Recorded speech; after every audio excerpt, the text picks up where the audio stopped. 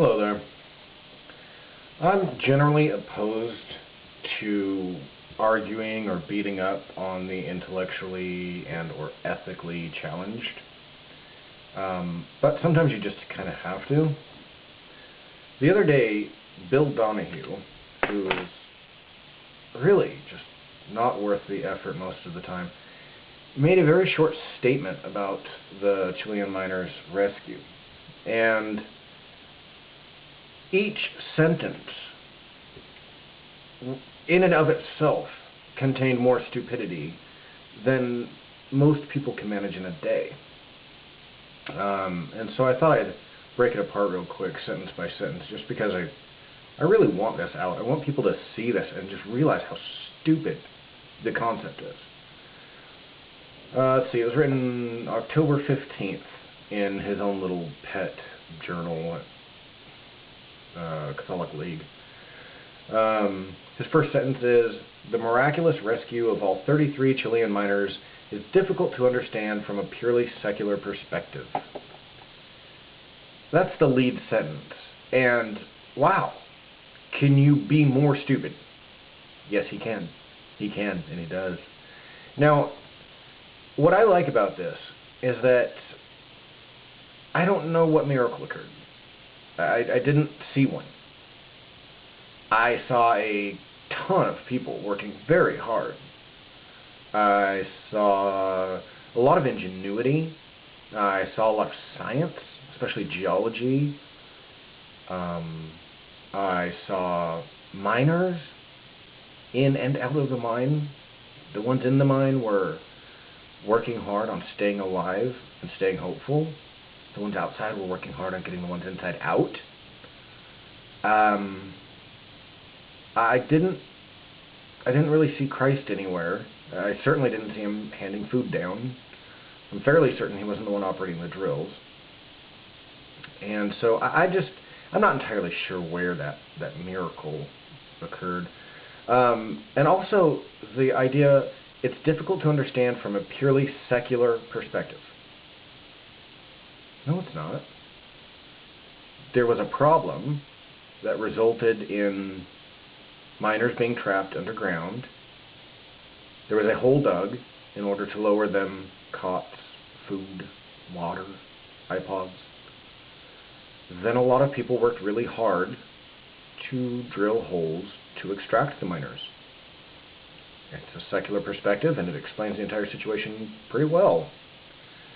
His second sentence: "In this day and age of militant atheism, coupled with relentless assaults on Roman Catholicism, it is refreshing to read about the central role that Catholicism played in helping these courageous men survive and of their enormous gratitude to God."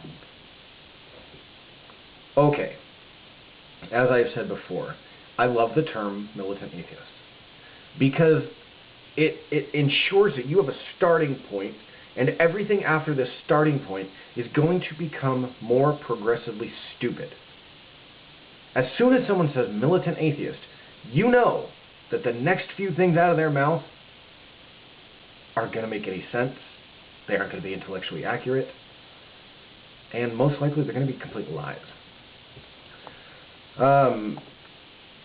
It's funny that he complains of a relentless assault on Roman Catholicism.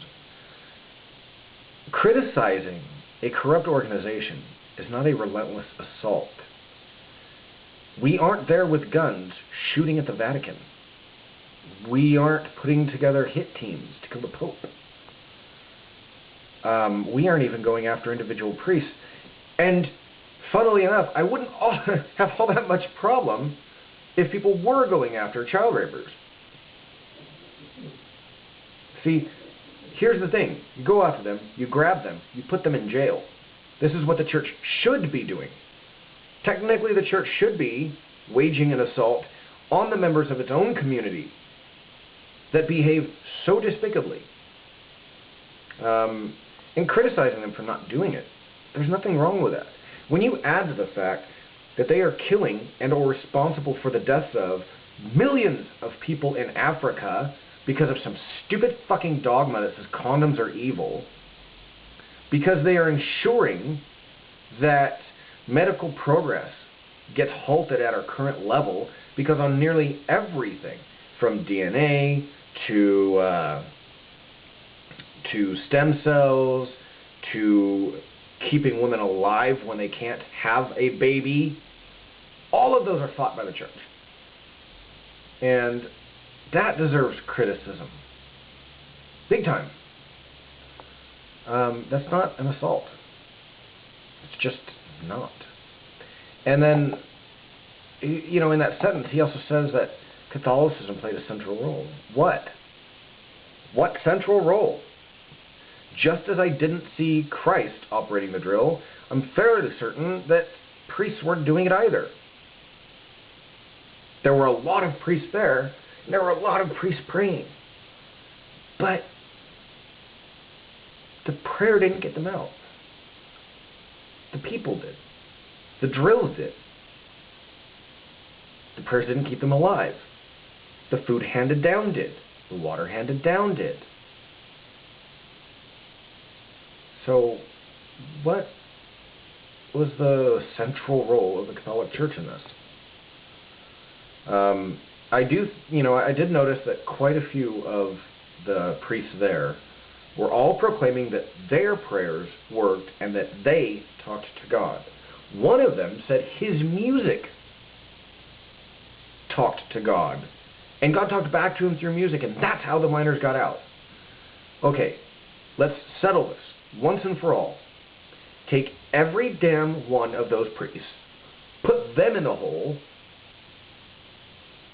and then the one that prays himself out gets to claim credit for the rescue. Or sings his way out, as the case may be. I think it's very nice. It's also one of those things that there are thousands of people dead every year in mining accidents. So God just didn't like them? Were they all atheists? And by the way, the title of this is No Atheists in Chilean Mines.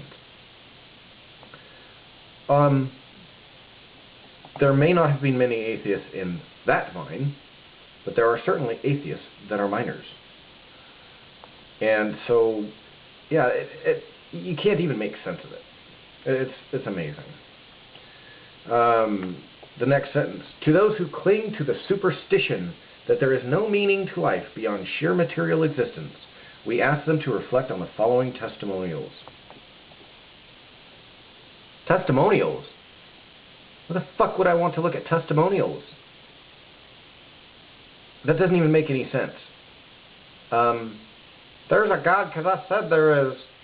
There's a testimonial. Here's my testimonial. I haven't seen a bit of shred of evidence, not even the slightest, for a God, therefore there isn't one. How's that for a testimonial? Actually, that was a declarative statement, but you get my point. Testimonials don't do anything. They don't prove anything. And superstition. The superstition that there is no meaning to life beyond sheer materialism. I'm fairly certain that little Billy doesn't understand the word superstition. Let's see, superstition, an irrational belief that an object, action, or circumstance, not logically related to a course of events, influences its outcome. In other words, praying is a superstition. Believing that prayer works is a superstition. A belief, practice, or rite irrationally maintained by ignorance of the laws of nature or by faith in magic or chance. Faith in magic? That's believing in God. Ignorance of the laws of nature. That describes most people that believe in God. See, there are rules in nature that apply, that work. That doesn't require faith, and it isn't a superstition. So, you know, he wants to keep saying that his fairy godfather is real and the rest of us are superstitious. Yeah, it's the same thing he always says. Just as there are no atheists in foxholes, there are no atheists in trapped mines. I'm really getting tired of that idiot statement. There are indeed atheists in foxholes. Plenty of them. The military has a much higher rate of atheism and agnosticism than the society at large. mostly because they come to their senses and realizing that, wait a minute, God cannot be supporting this. And they just won that battle. Does that mean their God supported them that much more? No. And that's the thing about the military. It generally tends to make people grow up. So yeah, I just thought I'd address that a little bit, throw out a little more of the God-didn't argument. So be good.